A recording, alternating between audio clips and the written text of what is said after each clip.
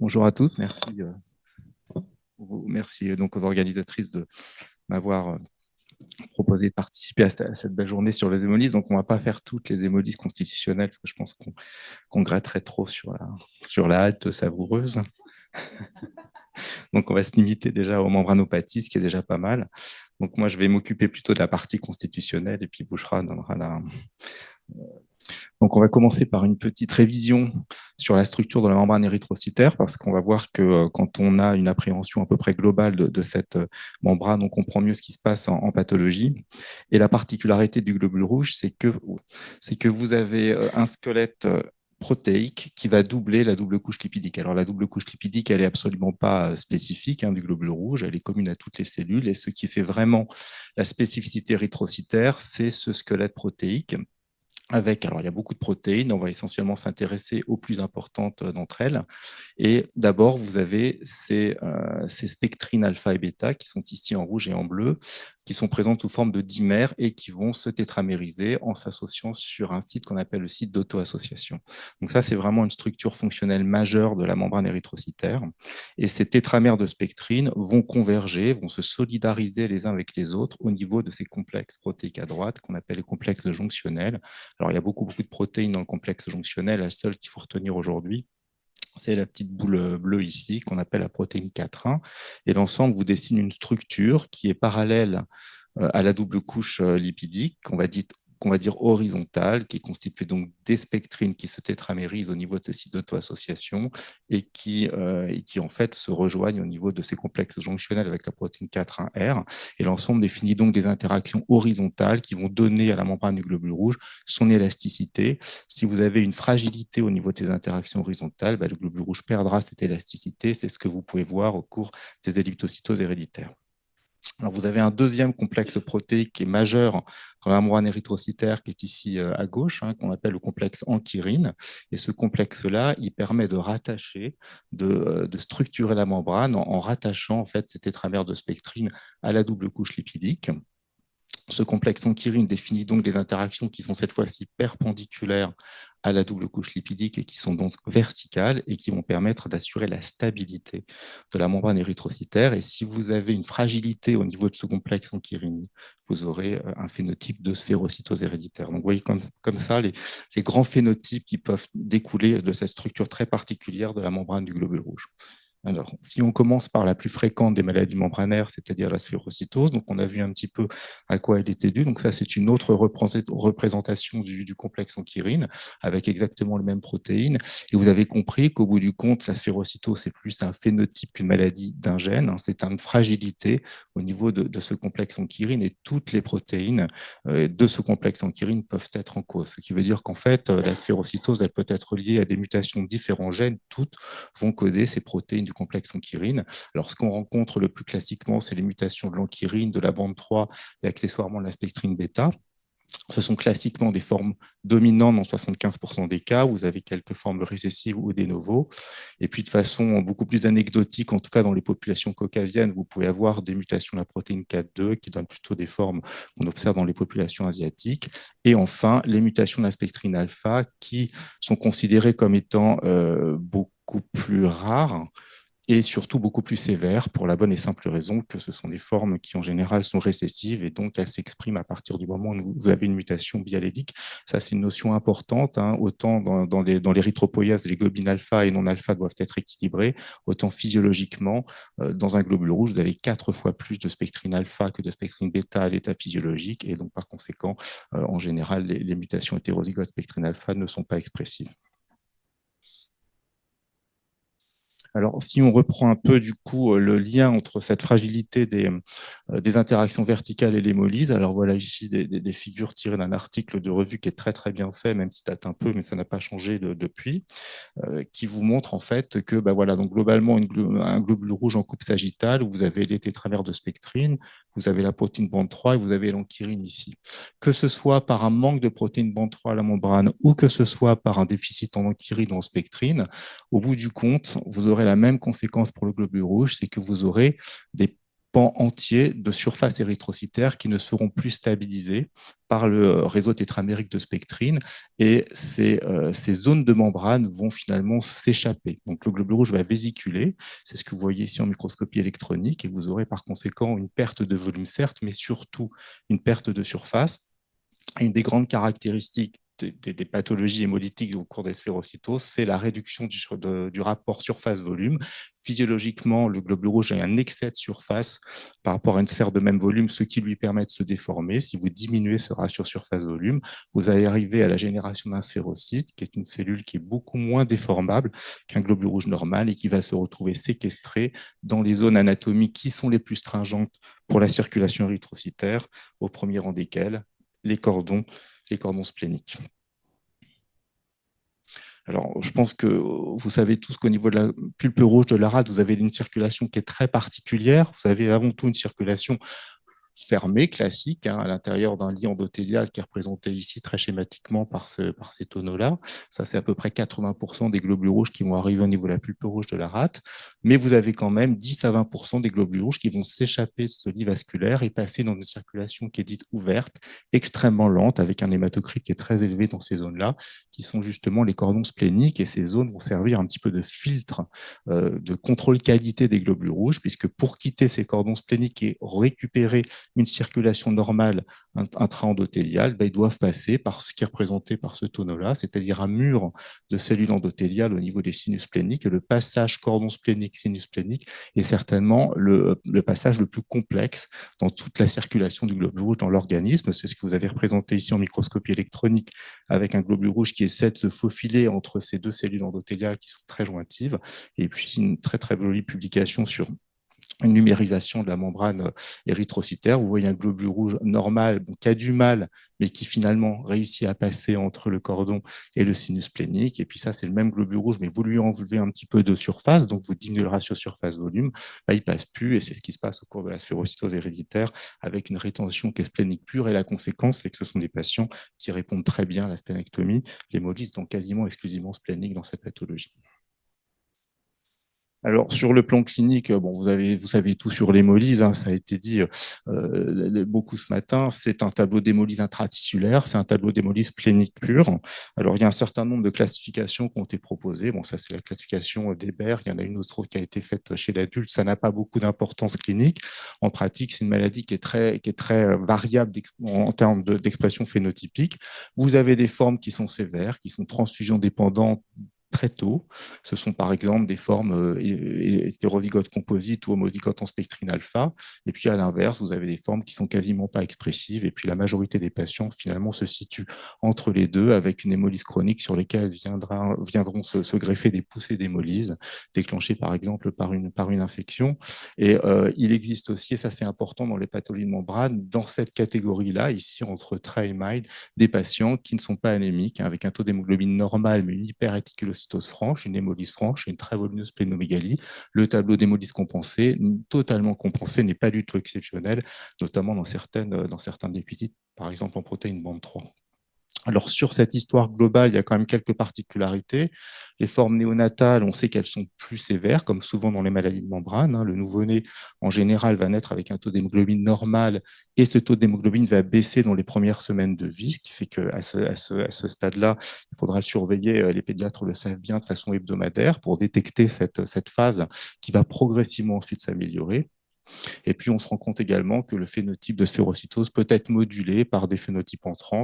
Alors, on sait depuis longtemps, par exemple, que si l'enfant est porteur d'un syndrome de Gilbert, le risque de lithiase est multiplié par 4 ou 5. Donc, il faudra spécifiquement et vraiment de façon récurrente checker ça. Alors, on a parlé du fer dans les hémolyses.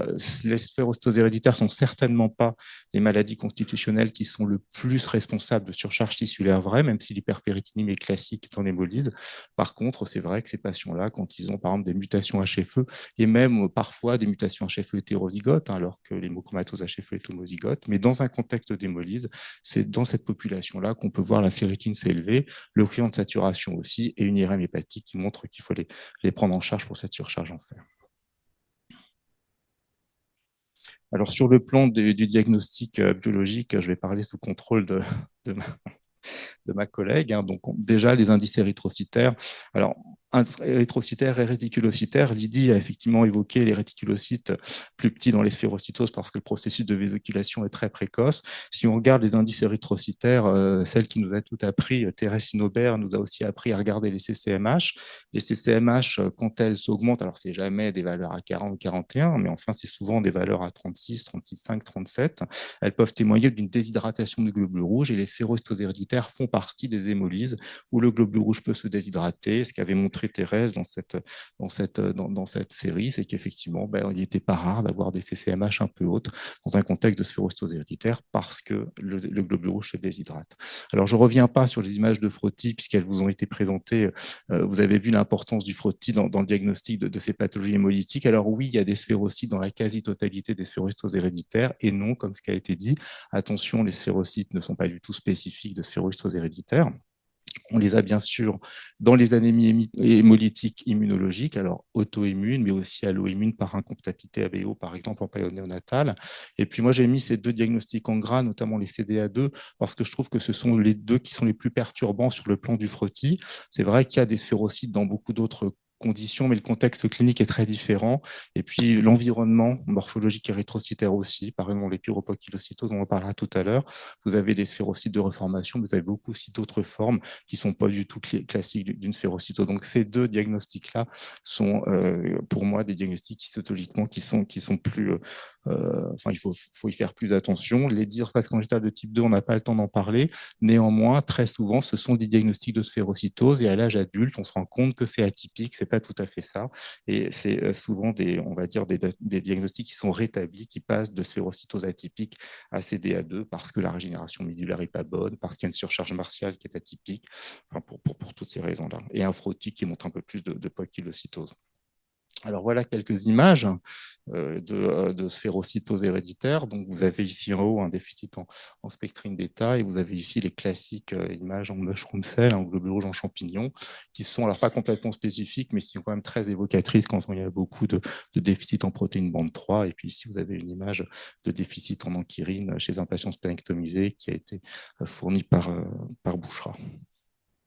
Alors, les tests diagnostiques, bon, la résistance osmotique, elle garde toute sa valeur quand elle est faite, hein, mais maintenant, c'est vrai que c'est l'EMA qui est pratiqué dans la majorité des laboratoires en première intention. Donc, c'est un test simple qui nécessite peu de sang et qui, en fait, consiste à utiliser ce colorant qui va marquer des protéines de la membrane du globule rouge. Alors, la protéine bande 3 principalement, mais pas que.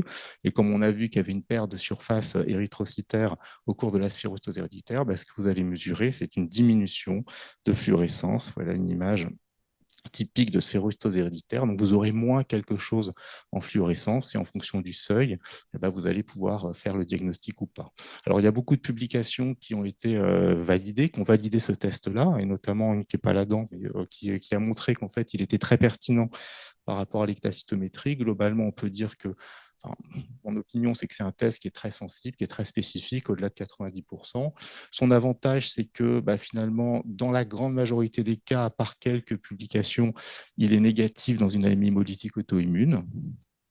Voilà. Attention quand même, hein, il y a des défauts positifs. Les CDA2 montrent souvent un taux de MA diminué. Et puis, on arrive quand même à trouver d'authentiques sphérocytoses héréditaires avec des tests d'EMA qui ne sont pas tant diminués que ça, qui sont voire normaux. Et avec un peu de. Il me semble que si vous avez vraiment beaucoup d'arguments pour une sphérocytose héréditaire avec une histoire qui est en faveur, avec un tableau clinico-biologique en faveur, avec un frottis en faveur, et que votre test EMA n'est pas contributif, il ne faut pas écarter ce diagnostic et c'est là où il faut aller sur des tests plus sensibles. Et quand je parle de tests plus sensibles, j'en pense à un en particulier qui est l'ectacytométrie. C'est vraiment le test de référence pour toutes les maladies de membrane. Alors, sans rentrer trop dans les détails, c'est un test qui consiste à faire circuler des globules rouges entre deux cylindres concentriques que vous allez faire tourner l'un par rapport à l'autre. Et donc, vous allez induire une déformabilité du globule rouge que vous allez mesurer en augmentant progressivement l'osmolarité du milieu. Alors, voilà donc globalement une courbe normale. Voilà 3 courbes de sphérocytose.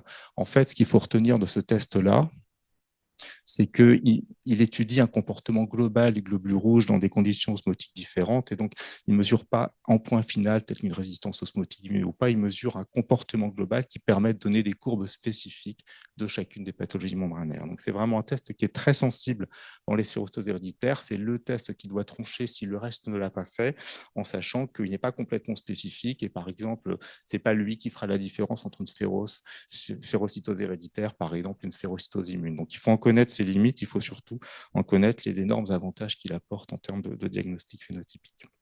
Alors bien sûr, aujourd'hui, on a des laboratoires de génétique qui font du NGS, qui identifient toutes les mutations potentiellement en cause dans les sphérocytoses héréditaires et pas que.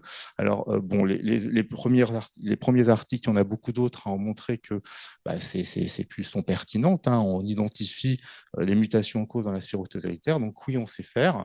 On n'a pas montré de corrélation très franche, en tout cas à ma connaissance, entre ce qu'on observe en génétique et le phénotype du patient. Mais là, en fait, c'est une petite image pour vous dire que même si on sait faire, il faut faire attention. On n'a pas forcément besoin d'un diagnostic génétique dans la sphérocytose héréditaire. Corinne Guiton, ici présente, a coordonné un PNDS qui est publié sur le site de l'HAS et qui reprend toutes les indications de la génétique dans la sphérocytose héréditaire. Je pense que ce sera évoqué cet après-midi par Lydie. En tout cas, ce qu'on peut dire, c'est que parfois, on en a besoin quand le phénotype n'est pas possible. Par exemple, s'il y a des transfusions récurrentes, dans des formes très graves. Si vous allez sur le PNDS, vous verrez les principales indications qui sont quand même assez larges, notamment les formes sans antécédents familiaux, des formes atypiques, tout ça, c'est les indications. Mais en tout cas, il ne faut pas non plus encombrer trop les laboratoires de génétique parce que du coup, les délais s'allongent alors que pour certains patients, on a vraiment besoin d'avoir ce diagnostic-là. Alors, pour le coup, maintenant, comment est-ce qu'on va prendre en charge cliniquement ces patients? Alors, en fait, la question qui se pose aujourd'hui, c'est spénectomie ou pas spénectomie. On fait les spélectomies de façon beaucoup moins systématique qu'on a pu les faire à un moment. Et si vous voulez avoir plus de détails, là encore, il y a le PNDS qui détaille toutes les indications de spélectomie dans les pathologies de membrane, dont la sphérocytose héréditaire. Ce qu'on peut dire globalement, c'est qu'il n'y a aucune indication à spélectomiser des patients qui sont asymptomatiques ou qui ont des formes mineures, qu'il est évident que l'hémolyse étant purement splénique, si votre patient est symptomatique, et en l'occurrence, enfin, en plus, dépendant des transfusions, ce sont des indications aux splénectomies. Et puis là où finalement ça se discute, c'est la majorité des patients, ce sont les formes intermédiaires. Il faut avoir en tête, au bout du compte, les avantages de la splénectomie qui améliorent vraiment la qualité de vie de ces patients. Il faut avoir aussi en tête les inconvénients de la splénectomie, les inconvénients bien sûr sur les risques infectieux, mais aussi de plus en plus reconnus sur les risques vasculaires. Et donc tout ça, voilà, il faut c'est jamais des conditions d'urgence, et c'est probablement dans des indications possibles de splénectomie qu'on peut espérer avoir à l'avenir des traitements innovants. Il y a quelques articles intéressants dans des modèles précliniques pour la sphérocytose héréditaire. La splénectomie, c'est surtout après l'âge de 5-6 ans, puisqu'on considère qu'avant cet âge-là, le risque infectieux est plus important. Alors, on peut faire des splénectomies partielles, et on avait, avec Corinne, repris une série rétrospective d'un peu plus de 70 patients avec splénectomie partielle qui avaient été traités à l'hôpital Bicêtre. Et en fait, là encore, les indications sont dans le PNDS. Ce qu'il en sort, c'est que oui, la splénectomie partielle est intéressante dans les sphérocytoses héréditaires à partir du moment où les enfants sont sévères, transfusés régulièrement et avant l'âge de 5-6 ans, puisque c'est un âge en dessous duquel on n'aime pas trop proposer les splénectomies partielles. Et c'est vrai que sur la totalité des enfants qui avaient été splénectomisés partiellement dans cette indication-là, il y en a encore la moitié à l'âge adulte qui ont leur moignon de rate, comme on dit, qui vont très bien, qui ont un taux d'hémoglobine normal et qui n'ont pas du tout d'indication à la totalisation. Donc, dans cette catégorie de patients, effectivement, ça peut présenter un intérêt. Alors maintenant, Bouchra, je te laisse la parole. Les sphérocytoses ne sont pas que héréditaires. Et ça va faire un petit clin d'œil au dernier message clé de Marc, qui disait que justement, après un certain âge avancé, il ne fallait pas hésiter à faire un peu plus d'exploration. Donc moi, je vais vous présenter un cas clinique de sphérocytose acquise qu'on a eu au laboratoire. Donc il s'agit d'un homme de 85 ans. Je vais juste un homme de 85 ans qui a été admis pour exploration d'une hémolyse et qui ne présentait pas d'antécédents personnels, ni familiaux d'ailleurs, ni cliniques, ni biologiques. Simplement, sur le plan biochimique, il présentait systématiquement une haptoglobine effondrée et des LDH qui étaient normales au début, puis qui ont commencé à augmenter au fil du temps jusqu'à atteindre un taux quand même relativement élevé en 2020. à l'hémogramme, donc qui présentait une anémie qui était normocytaire normochrome et une hyperréticulocytose, donc son anémie était régénérative. Et sur le frottis sanguin, donc là sont illustrés, donc on voyait bien qu'il y avait des sphérocytes sur son frottis. Alors, en raison de son âge et étant donné l'absence d'antécédents ni cliniques ni biologiques qui avaient été rapportés, un bilan d'hémolyse exhaustif a été pratiqué et notamment un TDA étendu à tous les ésotypes qui est revenu négatif. Et comme l'a bien expliqué Marc, et ça a été fait sans excès, un traitement par corticoïde a été initié par corticoïde, puis par rituximab pour une éventuelle AHAI à TDA négatif. De façon parallèle, la présence d'un clonage PN et la MAT ont été éliminés, ainsi que l'anémie hémolytique immunallergique. Donc finalement, tout était négatif. Un myélogramme a été effectué. Donc sur le plan cytologique, il n'y avait aucun argument en faveur d'une hémopathie. La cytogénétique est revenue sans anomalie caractéristique et un séquençage au débit orienté panel méloïde a été pratiqué et a retrouvé une mutation dans le gène DNMT3A. Et cette mutation, en fait, elle a été associée à des pathologies myéloïdes, donc ce qui était plutôt en faveur de son caractère pathogénique. Et elle était présente à une fréquence allélique dans le sang et dans la moelle osseuse quasi équivalente, assez élevée, ce qui pouvait poser la question d'une anomalie constitutionnelle, mais du fait de son absence dans l'ADN extrait dans un autre tissu, donc les cheveux, le caractère acquis a été figé. Donc, en gros, l'hypothèse de chip à l'époque où le cas clinique a été retrouvé, et aujourd'hui ça se discute, ça peut être une sécus, a été proposée. De façon parallèle aussi, parce que tout a été fait un peu en même temps, un test EMA avait été réalisé et a retrouvé une diminution de fluorescence de 22% des hématies du patient par rapport aux hématies témoins. Et le résultat d'ectacytométrie qui avait été envoyé à Bicêtre nous est revenu avec un profil de courbe en faveur d'une sphérocytose héréditaire. Un séquençage au débit, suite à l'ensemble de ces résultats, un séquençage au débit orienté plutôt pathologie érythrocytaire a été pratiqué et a retrouvé une mutation dans le gène ankyrine 1. Et cette mutation était présente dans l'ADN extrait du sang et dans la moelle osseuse également, à une fréquence allélique quasi équivalente, et absente dans l'ADN extrait de la peau, ce qui montre aussi le caractère acquis de cette mutation. Alors, donc, du coup, ce qu'on en retient, c'est que c'est un cas de sphérocytose acquise dans le cadre de la CHIP/sécus chez ce patient. Et de façon parallèle, il y a un deuxième cas qui avait été décrit dans un autre centre. Le pointeur a disparu. Non, j'avais le doigt devant. Dans un autre centre avec des caractéristiques clinico-biologiques équivalentes. Donc, ça ne veut pas dire, on en a discuté avec Loïc, que c'est des cas qui sont fréquents. Au contraire, je présente un peu une rareté. C'était pour qu'on puisse se titiller un petit peu. Donc voilà, ce sont des cas rares, mais il faut savoir y penser, comme l'a rappelé Marc à la fin de sa présentation. Les sphérocytoses acquises existent. C'est dans des cadres cliniques bien particuliers, un certain âge de patient. Et voilà, il faut savoir y penser pour les explorer quand on est venu à bout des explorations classiques et séquentielles habituellement requises. Et je relaisse la parole à Loïc. Alors du coup, moi, je vais passer sur les elliptocytoses, alors d'abord héréditaires et puis ensuite Bouchra sur les elliptocytoses acquises qui, elles, par contre, sont beaucoup plus fréquentes. Et donc, elle vous présentera des très beaux cas aussi. Alors, si on reprend un peu les elliptocytoses héréditaires, donc si vous vous souvenez de la première diapositive que j'ai montrée, donc là, on est dans des altérations, des interactions qui sont dites horizontales, c'est-à-dire parallèles à la double couche lipidique. Et là, c'est une représentation un peu simplifiée des principales protéines qui sont en cause dans ces interactions horizontales. Donc, vous avez toujours les dimères de spectrine alpha-bêta ici, qui s'associent sur le site d'auto-association pour former ce tétramère. Il faut vraiment bien retenir que c'est cette forme tétramérique qui est importante pour assurer cette élasticité membranaire. Et ces tétramères vont s'associer les uns aux autres au niveau de ces complexes jonctionnels avec cette protéine ici en jaune, qui est la protéine 4,1, qui est un peu la protéine pivot. Et donc, au bout du compte, ces trois protéines qui sont importantes dans ces interactions horizontales, ce sont aussi les trois qu'on va retrouver potentiellement déficitaires dans les elliptocytoses héréditaires. Alors, ce sont des pathologies qui sont dominantes, ce sont des pathologies qui peuvent être fréquentes dans certaines régions, et notamment dans certaines régions d'Afrique subsaharienne, vous avez 1 ou 2% de la population qui porte une elliptocytose héréditaire. Heureusement que ce sont des formes qui sont très très peu expressives. Et sur le plan, on va dire, physiopathologique, la majorité des sphérocytoses sont liées à des mutations spectrine alpha, qui sont des mutations hétérozygotes. Si vous vous souvenez de ce que je vous ai dit, la spectrine alpha est en très très large excès. Le fait d'avoir cette mutation qui très souvent concernera ce site d'auto-association va diminuer un petit peu l'élasticité membranaire, donc vous aurez une forme d'elliptocytose, une forme d'elliptocyte sur vos globules rouges, mais par contre très peu hémolytique. Finalement, le globule rouge arrivera quand même à s'en sortir. Donc ces spectrines alpha sont de très loin les plus fréquentes, notamment dans les populations d'Afrique subsaharienne. Alors les protéines 4A peuvent être aussi responsables d'elliptocytoses, qui sont dans la majorité des cas d'elliptocytoses qui sont peu symptomatiques, avec surtout des très beaux frottis avec globules rouges en bâtonnet. C'est vraiment une très jolie cytologie.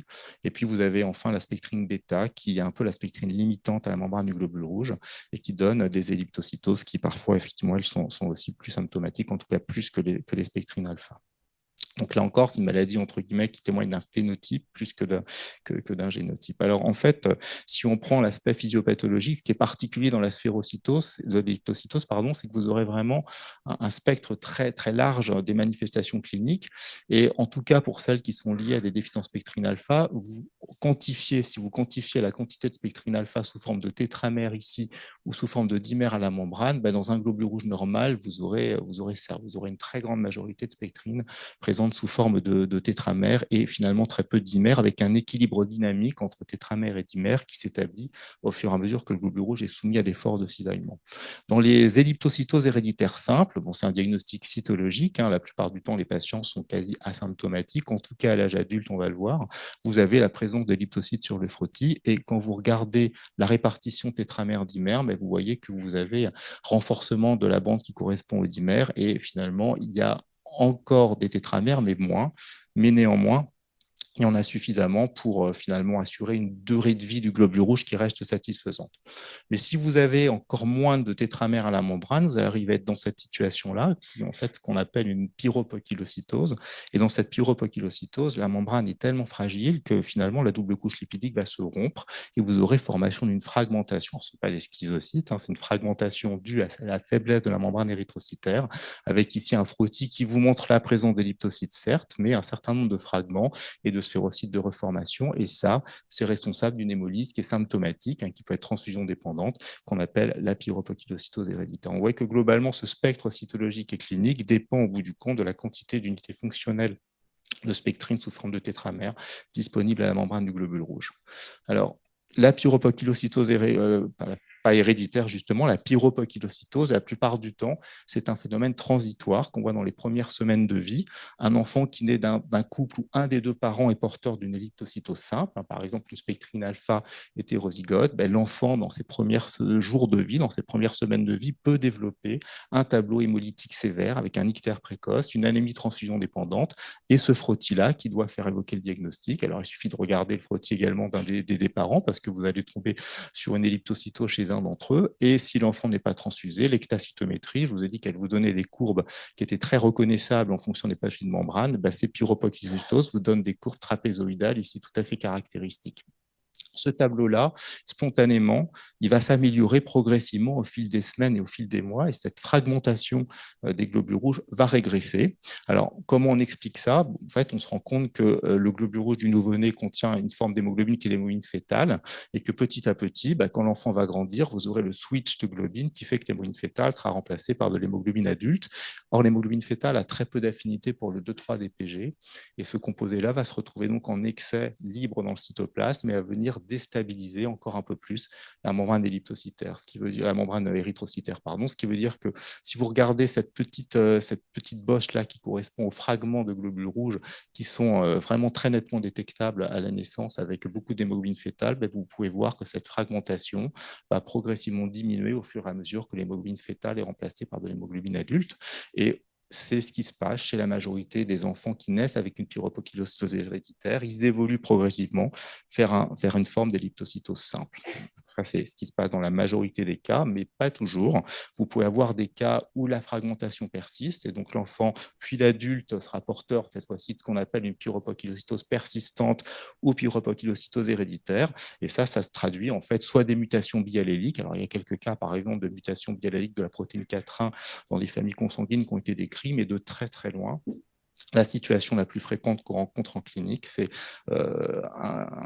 quelqu'un qui a reçu d'un des deux parents un allèle elliptocytaire de la spectrine alpha qui va faire que cette spectrine alpha se tétramérise moins, enfin participera moins au tétramère de spectrine, et de l'autre parent a reçu un polymorphisme qui a la caractéristique d'exprimer peu une protéine fonctionnelle. Ce polymorphisme, c'est dans la majorité des cas le polymorphisme alpha-allélie, pour l'eau expression Lyon. C'est un polymorphisme très fréquent qu'on rencontre dans 20 à 30% de toutes les ethnies et qui a comme conséquence une diminution d'à peu près 50% de la quantité de spectrine alpha produite fonctionnellement. Donc, ça veut dire en gros, au bout du compte, que ces patients-là vont recevoir un allèle elliptocytaire et en face, un allèle qui produira très peu de spectrine alpha, donc il n'y aura pas suffisamment de spectrine alpha normale pour permettre une formation correcte de tétramère de spectrine à la membrane du globule rouge, et c'est vraiment la situation classique dans laquelle on rencontre ces patients avec pyrrhopocytocytose héréditaire. Le diagnostic est évoqué toujours pareil sur le tableau clinico-biologique, le frottis sanguin évidemment, l'ectacytométrie dans ses formes symptomatiques, et là par contre, c'est une indication à la biologie moléculaire, à la confirmation génétique de cette forme-là. Alors la question, c'est est-ce que ces pyrrhopocytoses héréditaires, on peut les spénectomiser ou pas? Comment est-ce qu'ils répondent à la spénectomie? Alors nous, on avait fait une petite série rétrospective de patients qui avaient bénéficié d'une spénectomie partielle pour pyrrhopocytose héréditaire. En gros, ça ne marche pas, ou alors ça marche très transitoirement, et finalement, les moignons repoussent, l'hémoglobine rechute, et finalement, directement, ces patients, quand on doit les spénectomiser, on passe à la spénectomie totale. C'est une petite série de 10 patients du coup, ces 6-là plus 4 autres qui ont bénéficié au final d'une spénectomie totale pour elliptocytose héréditaire symptomatique. Vous voyez que les taux d'hémoglobine s'améliorent, ça marche. Alors ça ne marche pas aussi bien que dans les sphérocytoses héréditaires, l'hémolyse persiste, mais tous ces patients ont quand même un taux d'hémoglobine qui les rend complètement indépendants des transfusions. Donc oui, c'est une indication de la spénectomie totale à partir du moment où la pyrrhopocytocytose héréditaire est symptomatique.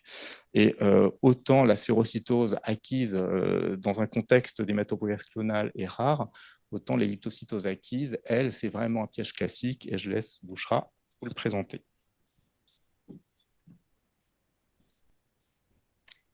Donc, c'est un cas clinique qu'on a eu au laboratoire aussi. Donc, c'est l'histoire d'une elliptocytose acquise, donc aussi chez un homme qui avait la même tranche d'âge que le précédent, donc qui avait 80 ans et qui a consulté en hématologie pour cytopénie persistante.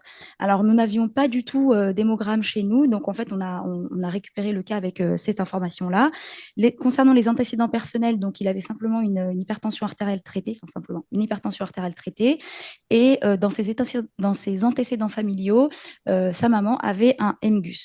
Un myélogramme a été prescrit pour suspicion de syndrome myélodysplasique et on n'a pas eu de... tout a été fait en même temps, donc le myélogramme a été réalisé et en même temps l'hémogramme a été prélevé. Donc on a eu les images du myélogramme qui ont précédé les données de l'hémogramme. Donc, comme vous pouvez le voir ici, donc on a essayé de prendre au faible grossissement. Donc, on voit qu'il y a les frottis ne sont pas super riches. On note une hyperplasie de la lignée érythroblastique par rapport aux autres lignées. Et les mégacaryocytes, donc là, on vous en a pris 2 typiques, mais c'était le cas pour tous ceux qui ont été observés sur les frottis analysés, présentaient une fréquente hypolobulation. Donc, déjà, il y avait une anomalie qualitative de la lignée mégacaryocytaire. Quand on zoome un peu plus sur les cellules au myélogramme, donc on constate, on a essayé de prendre des cellules assez évocatrices, donc des anomalies qualitatives qui touchent aussi les lignées érythroblastiques et de la lignée granuleuse neutrophile, donc avec une hyposegmentation. Et au niveau de la lignée érythroblastique, on note quelques anomalies qualitatives, notamment des noyaux de type binucléarité, des cytoplasmes feuilletés. Et là, ce n'est pas représenté sur la photo, mais on avait également des noyaux bourgeonnants. Ça, c'est pour les données du myélogramme. Concernant, donc, pardon, je reviens. Donc déjà,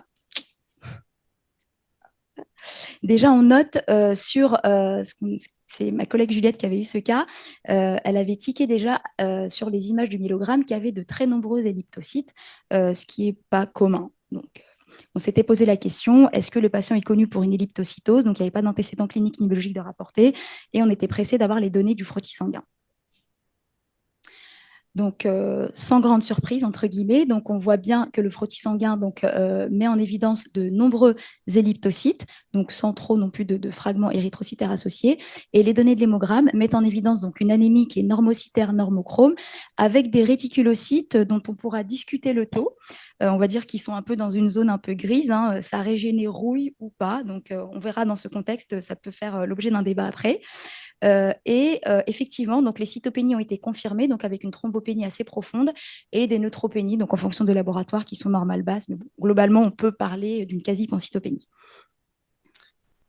Alors, au total, donc nous, sur les données du myélogramme, nous avons retenu le cas de syndrome myélodysplasique avec dysplasie multilignée, puisque les 3 lignées étaient atteintes sur le plan morphologique. Et nous avons rapporté donc de nombreux elliptocytes. Et en l'absence d'antécédents personnels et familiaux qui avaient été documentés, on s'est posé la question, est-ce qu'il s'agit d'une elliptocytose acquise? Donc, question qui a été formulée à nos collègues cliniciens et aussi à nos collègues généticiens.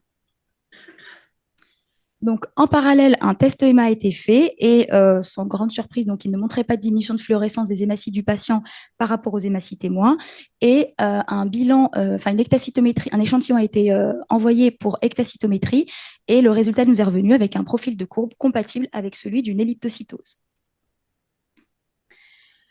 Sur les échantillons médulaires, donc les données cytogénétiques révèlent une délétion vaincue isolée, comme ce qui est fréquemment le cas dans les cas d'elliptocytose acquise. C'est assez publié.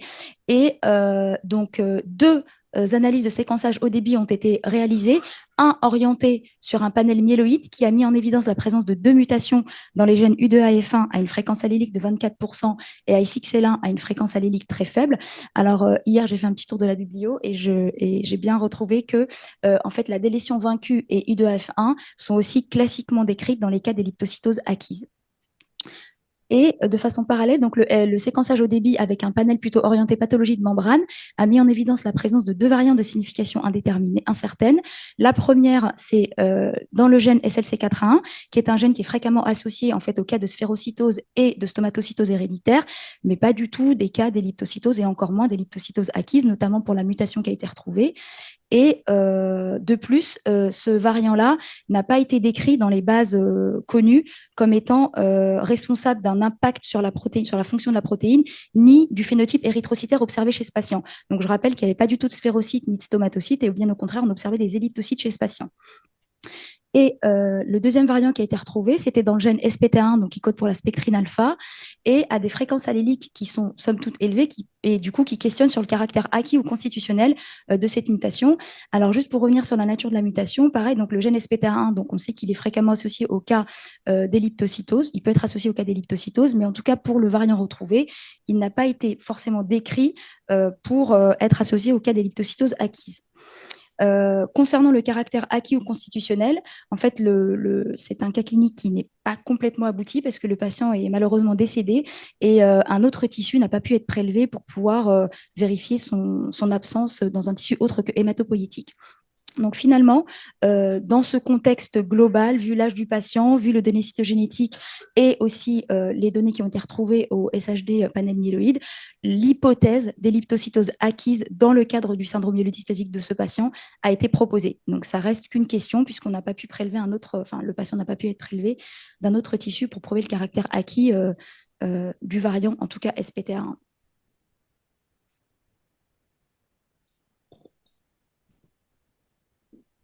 Je pense qu'on pourra en discuter, mais c'est vrai que elliptocytose acquise, myélodysplasie et des lésions vaincues, c'est vraiment classique. On avait eu un cas à Bicêtre où en fait on voyait l'ectacytométrie s'aplatir au fur et à mesure que la myélodysplasie avançait et qu'il y avait effectivement aussi une délétion vaincue. Alors là maintenant on va terminer avec la dernière maladie de membrane, hein, qui est la stomatocytose héréditaire. Alors il y a plein de types de stomatocytose héréditaire, enfin, il y en a plusieurs on va dire. On va simplement se limiter à la forme la plus fréquente qui est la forme déshydratée qu'on appelle xérocytose. On verra s'il y en a des formes acquises ou pas à la fin. Donc la xérocytose héréditaire, en fait, pour la décrire, je vais prendre le cas de quelques patients. Je suis en consultation. Alors, le premier patient, c'était un patient amiénois de 37 ans qui est venu en consultation parce que il présentait des critères hémolytiques. Hein. Il a une splénomégalie ictère. Et en fait, voilà ici son hémogramme, un taux d'hémoglobine à 13,8 g, donc un taux d'hémoglobine normal, macrocytaire.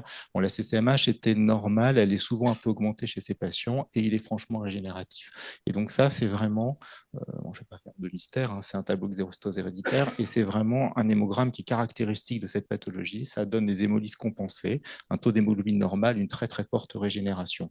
Alors, comme on était un peu contraint en temps, je ne l'ai pas mis, mais il faut quand même savoir, ça a été vu dans la série qu'on avait publiée avec Véronique il y a quelques années, et ça a été confirmé de façon très précise par l'équipe de François Giraudon, c'est que vous avez quand même 5 à 10% des adultes avec xérocytose héréditaire qui n'ont non seulement pas d'anémie, un taux d'hémoglobine normal, mais un taux d'hémoglobine même augmenté avec quelques cas de polyglobulie vraie. Donc, il faut penser au diagnostic de xérocytose héréditaire si vous avez un patient qui a 17, 18, 19 grammes par décilitre d'hémoglobine avec une rate et des stigmates d'hémolyse. Ça fait partie, en tout cas, des pathologies qu'il faut savoir rechercher ces patients.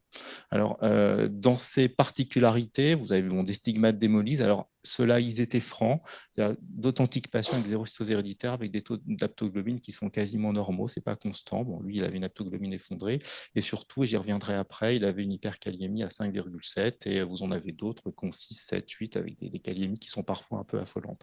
Donc, le tableau, on va dire, clinico-biologique, c'est de transmission dominante, une hémolyse compensée, une régénération forte, des stigmates hémolytiques qui sont souvent assez modérés, parfois une hyperkaliémie. Vous faites le frottis sanguin, vous voyez quelques stomatocytes, mais très honnêtement, c'est quand même très peu évocateur. La forme hyperhydratée, elle se traduit par plein de stomatocytes partout. La forme déshydratée, qui est la plus fréquente, les stomatocytes sont plutôt rares. En tout cas, c'est pas du tout un frottis très fortement spécifique, on va dire. Alors, vous faites toute la batterie de tests pour rechercher le reste, c'est négatif. Là encore, c'est l'ectacytométrie qu'il faut prescrire. C'est vraiment le test majeur pour diagnostiquer ces patients qui doivent être diagnostiqués phénotypiquement. Je reviendrai après. C'est d'abord le phénotype et après la génétique. Et le phénotype vous donnera une courbe absolument caractéristique, ici qui est complètement décalée vers la gauche et qui montre la déshydratation globale du globule rouge. Ce patient a un diagnostic de xérocytose héréditaire avec une mutation qui est une mutation en fait, récurrente qu'on trouve chez ces patients. Alors, je n'ai pas mis, mais en fait, son épouse était enceinte et a été découvert en cours de grossesse un œdème fœtal qui était assez important. Et il faut savoir que cette pathologie, qui est finalement assez peu expressive hématologiquement, peut avoir une porte d'entrée obstétricale qui est très très classique et nos amis obstétriciens savent bien que devant des œdèmes qui ne sont pas caractérisés, il faut rechercher chez les parents cette pathologie-là puisqu'effectivement elle peut donner des œdèmes périnataux qui sont parfois sévères mais souvent modérés et qui en tout cas s'améliorent après la naissance au bout de quelques semaines à quelques mois. Et enfin, je reviens sur l'hyperkaliémie.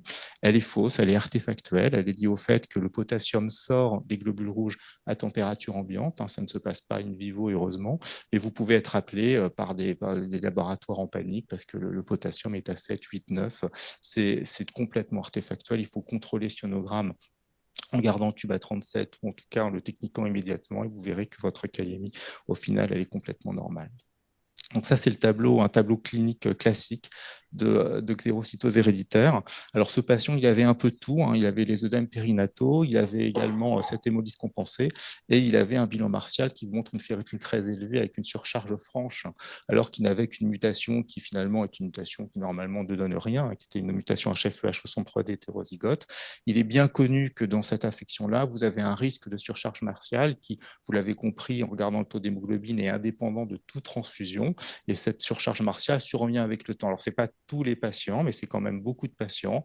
Et ça a été bien illustré. Alors, ça, c'est la série, en fait, de 126 patients français où vous voyez les ferritines augmenter avec l'âge. Et puis ici, c'est les IRM avec une très mauvaise corrélation entre l'IRM et la ferritine. Donc, il ne faut pas hésiter à faire, même sur des niveaux de ferritine encore pas trop élevés, des IRM de quantification. Et ça a été bien validé dans des modèles murins de souris Nokin qui expriment à l'état homozygote une mutation qui est une mutation récurrente chez l'homme et qui, en fait, aussi se surcharge très clairement en fer avec le temps. Donc ça, c'est vraiment un point important pour la prise en charge de ces patients. C'est ça qu'il faut rechercher et c'est ça qu'il faut traiter. Ils ont un taux d'hémoglobine normal, ils tolèrent très bien les leucémie en général, ça se passe très bien. Alors, pour terminer avec cette maladie un peu étrange, voilà un autre patient. Alors, je vais pas reprendre tous ces critères-là, puisque c'est toujours un peu les mêmes. Par contre, il a une grosse rate qui était symptomatique. Ce patient a été spénectomisé. Alors, le diagnostic n'avait pas été fait au moment de la spénectomie. Alors, il n'y a pas de bénéfice sur l'hémolyse. Les paramètres hémolytiques sont toujours là. Et 2-3 ans plus tard, il fait une thrombose portale. Alors, déjà, on sait que la spénectomie est en soi un facteur de risque thrombotique. Dans cette pathologie, c'est encore plus vrai. Voilà, ici, sur les 12 patients spénectomisés dans la série française qui avait été publiée il y a quelques années, S, là, tout ce que vous voyez sur les différents cas, la petite case de gauche, ça correspond à l'âge de la splénectomie. Et tout ce qui est à droite, c'est des complications thrombotiques, qui sont des complications artérielles ou des complications veineuses, avec beaucoup de PT pour thrombosport. La thrombosport sont particulièrement fréquents dans cette population de patients. Ici, ce sont des patients pour lesquels des mutations, on va y revenir juste après, piezo ont été identifiées. Un patient qui suit à Mondor a une mutation du canal Gardos Cascade-4, et puis quelques patients, il n'y avait pas d'ADN. Mais globalement, ce qu'il faut retenir de ça, c'est que le risque de thrombose post-splénectomie est particulièrement élevé chez ces patients. Il faut considérer la splénectomie comme étant contre-indiquée, en tout cas relativement contre-indiquée chez un patient porteur d'une xérocytose héréditaire. Et donc, il faut vraiment faire le diagnostic avant d'envisager toute splénectomie sur une hémolyse dont vous n'avez pas une étiologie précise. Alors, en gros, à quoi c'est dû? La majorité des cas, c'est dû à une mutation hétérozygote, gain de fonction de cette énorme protéine à la membrane du globule rouge, qui est un mécanotransducteur qui s'appelle piezo-1. Donc, un mécanotransducteur, en fait, c'est une protéine qui est capable de transformer une force mécanique en signal biologique. Donc, voilà comment piezo-1 est organisé dans la membrane du globule rouge. Il est enchâssé avec ses hélices et puis un petit canal central et un petit bouchon. Et quand vous exercez une pression sur le globule rouge ou une tension latérale, vous avez des hélices qui vont tourner, le petit bouchon qui va s'ouvrir et vous aurez un passage de cations et d'anions, d'ailleurs selon des gradients de concentration. L'aspect le plus important de toute la physiopathologie de cette pathologie, c'est que le calcium va rentrer dans le globule rouge et tous les effets en fait de ces mutations gain de fonction, c'est que le calcium rentrera plus. Alors piezo, c'est une protéine majeure qui a valu à Arnem Patapoutian ici là en photo le prix Nobel de médecine en 2021 pour sa découverte sur la mécanotransduction. Elle est effectivement impliquée dans une maladie constitutionnelle de la membrane du globule rouge qui est la xérocytose héréditaire. Donc l'image qu'on en a, même si elle est un petit peu simple, c'est qu'au bout du compte, voilà un globule rouge et la xérocytose héréditaire est liée à une interaction piezo-gardos pathologique. Alors piezo, on vient de le voir, mécanotransducteur exprimé à la membrane du globule rouge. Dans 90% des xérocytoses héréditaires, vous avez un gain de fonction qui fait que soit il s'ouvre plus facilement, soit il se referme plus lentement, peu importe. Dans les deux cas, vous avez une augmentation d'entrée calcique dans le globule rouge et votre calcium dans le globule rouge active un canal secondaire calcium dépendant qu'on connaît bien aussi, qui est le canal Gardos. Et quand il est activé, ce canal Gardos s'ouvre et c'est un exporteur de potassium. Donc au bout du compte, l'effecteur de tout ça, c'est la sortie de potassium. L'eau accompagnant la sortie cationique, l'eau va sortir de votre globule rouge et vous aurez une déshydratation érythrocytaire qui caractérise cette pathologie. Donc, on a 90% des causes de xérocytose héréditaire, il manque les 10% restants, et les 10% restants ont été identifiés par l'équipe de Catherine Badins et à Marseille et d'Hélène Guizoard-Manis, qui ont montré qu'avec deux familles, une de Marseille, une de Bicêtre, vous avez des mutations gain de fonction hétérozygote du canal Gardos qui va s'ouvrir trop facilement, indépendamment de piezo, qui va donc faire sortir plus de potassium et plus d'eau et entraîner des déshydratations du globule rouge. Alors, c'est certainement un petit peu simple. Quand on regarde le phénotype des patients qui ont des mutations Gardos, en fait, il est un petit peu différent. L'ectacytométrie n'est pas toujours très parlante, ou alors il faut vraiment la réaliser immédiatement après le prélèvement.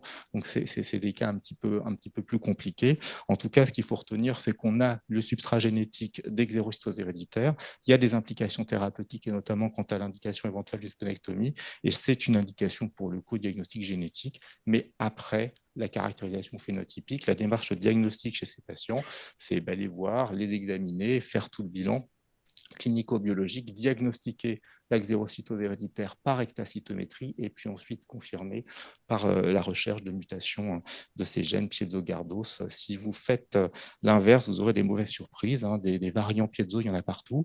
Et donc du coup, on voit parfois arriver en consultation des patients qui ont des variants piezo mais qui n'ont pas la maladie du tout. Donc c'est vraiment dans ce sens-là qu'il faut raisonner. Donc, les take-home messages, vous les avez tous. Donc, on va laisser plutôt. Pardon?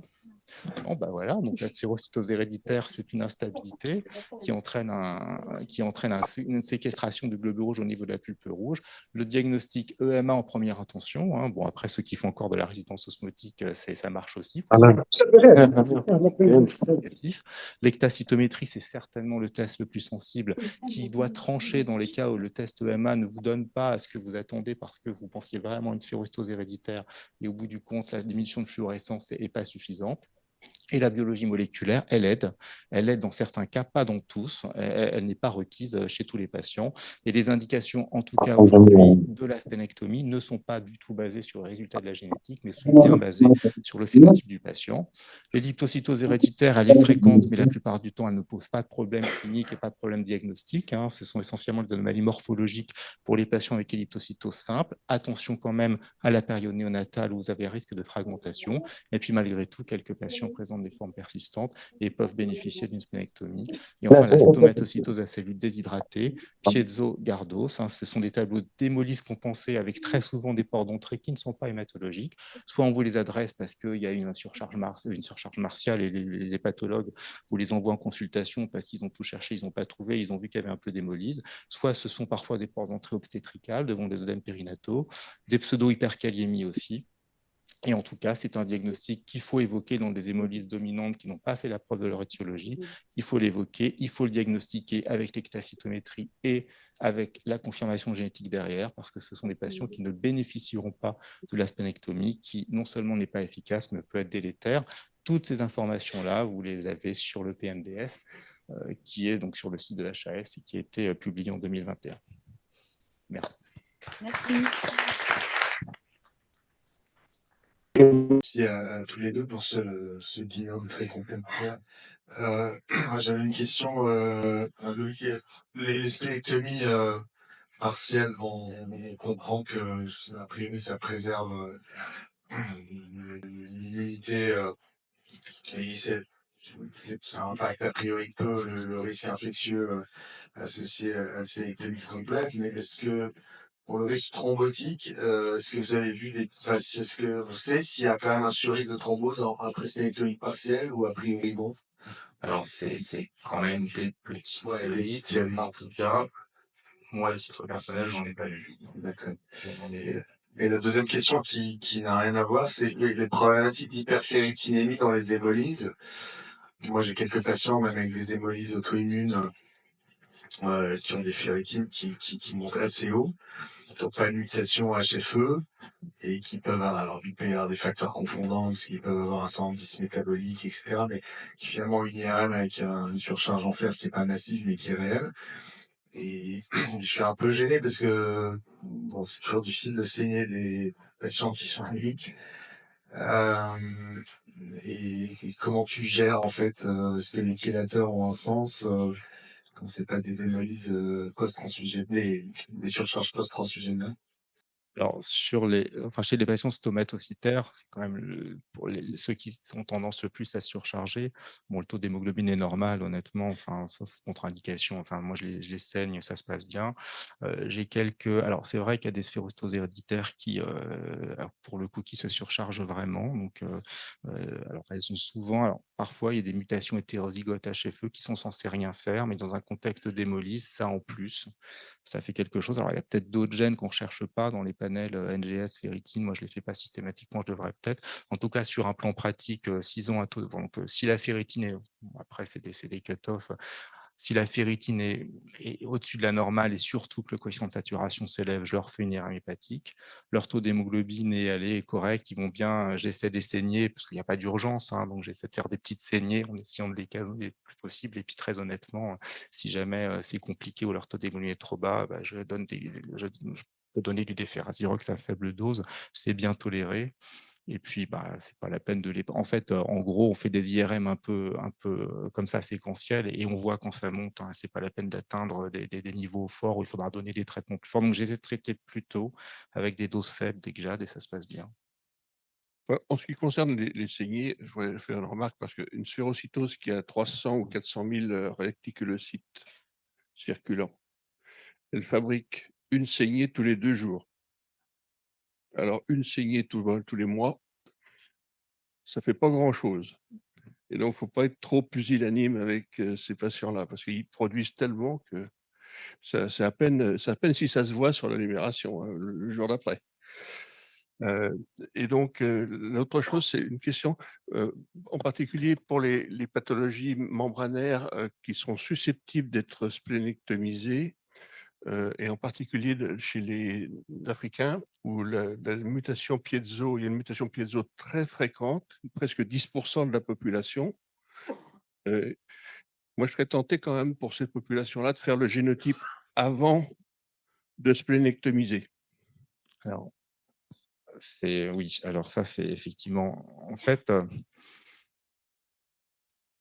c'est fait de toute façon en pratique. Avant la splénectomie, c'est fait. Après, on a vu des patients avec des mutations, en gros des mutations à la fois piezo dont on ne sait pas trop quoi faire et des mutations d'un gène de sphérocytose héréditaire avec des courbes d'ectacytométrie qui sont des courbes typiques de sphérocytose, avec une hémolyse hyper marquée, une grosse rate, des foyers d'hématopoïèse extramédulaire. Honnêtement, dans ce contexte-là, même avec un variant piezo, mais une courbe vraiment de sphérocytose héréditaire, pour moi, c'est une sphérocytose héréditaire et il n'y a pas de raison de priver, là, en l'occurrence la patiente, d'une splénectomie dont elle aura beaucoup de bénéfices sur sa qualité de vie et puis sur tous ses foyers partout. Alors, la splénectomie partielle, alors, je pense que ça peut... Moi, je ne la fais pas chez l'adulte. C'est, en fait, tout le bénéfice qu'on en a vu sur la série BICES3, c'était essentiellement dans des formes très sévères chez l'enfant.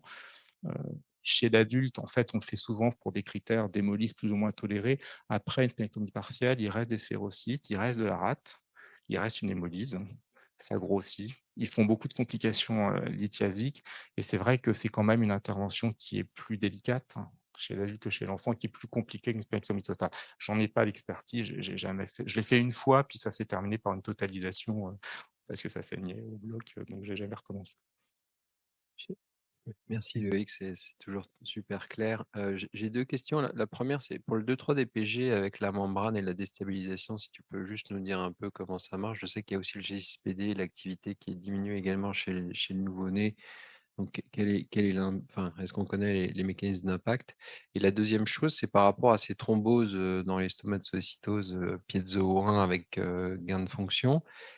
Maintenant, on sait qu'effectivement, il y a aussi l'augmentation d'expression de phosphatidylsérine, probablement par un effet d'inhibition de la scramblase. Est-ce que tu penses que c'est un mécanisme potentiel de thrombose et pourquoi plutôt au niveau portal qu'ailleurs? Bon, après, les thrombospores, elles sont quand même. Il y avait des études qui avaient montré qu'elles étaient quand même très fréquentes après splénectomie en général. Alors oui, la phosphatidylsérine, je pense que c'est un des mécanismes d'explication. Peut-être, on sait aussi, par exemple, que piezo est exprimé dans la lignée plaquettaire et on sait aussi qu'il participe à l'activation plaquettaire. On sait qu'il est exprimé aussi à la surface des cellules endothéliales et qu'il modifie certainement l'activation des cellules endothéliales. Donc, je pense que c'est plus multifactoriel. Ce qui avait été montré aussi, c'était que chez des patients, c'était des stomatocytoses, mais bon, à l'époque, il n'y avait pas encore de caractérisation, on ne sait pas trop si c'était piezo ou pas, mais qu'il y avait une adhérence accrue à l'endothélium des globules rouges. Alors, est-ce que c'est le piezo sur le globule rouge, le piezo sur l'endothélium? Je ne sais pas. Je pense que tout ça, ça joue. Je suis assez... c'est vraiment une incidence qui est très augmentée et moi, je suis assez séduit par l'hypothèse d'un rôle de piezo dans l'activation plaquettaire et dans la coagulation en général, parce que ça commence à être étudié, il y a vraiment des choses intéressantes. Voilà. Et alors, l'autre question, c'était une question à laquelle je ne sais pas répondre, c'est sur le 2,3-DPG. Ce qui a été montré, c'est qu'en fait, quand on expose in vitro des fragments membranaires, des ghosts avec du 2,3-DPG, en fait, plus on met de D3-DPG, plus finalement les ghosts sont fragiles. Les mécanismes précis, très honnêtement, je ne les connais pas. Question pour Bouchra. Est-ce que tu penses que le diagnostic de sphérocytose acquise dans les services d'hématologie sont sous-estimés? Parce que clairement, par analogie au cas que tu as présenté, le patient 80 ans avec un peu d'anémie, un peu d'hémolyse qu'on a tendance à mettre sur comme de l'hémolyse médulaire, le LDH un peu élevé, DMT3A qui est présente, qui n'est pas somatique, et un myélogramme où tu nous dirais signe cytologique insuffisant pour poser le diagnostic de myélodysplasie. Est-ce que tu crois, toi, en tant que cytologiste, qu'est-ce que tu pourrais nous répondre pour nous orienter sur ce diagnostic de sphérocytose acquise? Alors, je ne te remercie pas pour ta question. Non, concrètement, en fait, nous, c'était une découverte fortuite, ce cas. C'était une découverte fortuite. Donc, je pense que je n'ai pas de réponse à la question. Comme toutes les pathologies qui sont méconnues, forcément, on n'a pas d'incidence réelle. Mais en tout cas, on peut se dire que les 2 cas, en tout cas qui ont été publiés, peut-être qu'il y en a d'autres qui sont méconnus du monde scientifique, font état quand même d'un âge relativement avancé. Les sphérocytes sur le frottis ont été le point d'appel. Donc, on peut dire qu'il y a un point d'appel cytologique. Et honnêtement, je pense que des cytologistes aguerris ne rateraient pas des sphérocytes sur un frottis sanguin. Et non pas que ce soit une anomalie morphologique qui soit simple à identifier, mais je pense que ça peut constituer un point d'appel. Donc, concernant la fréquence de ces cas, je ne pourrais pas répondre à cette question parce que j'en connais que 2, ceux qui ont été publiés. Et puis, j'ai envie de dire, nous, au laboratoire, et puis tous les cytologistes de la salle, on essaiera d'être un peu plus vigilants et peut-être d'interpeller un peu plus les cliniciens.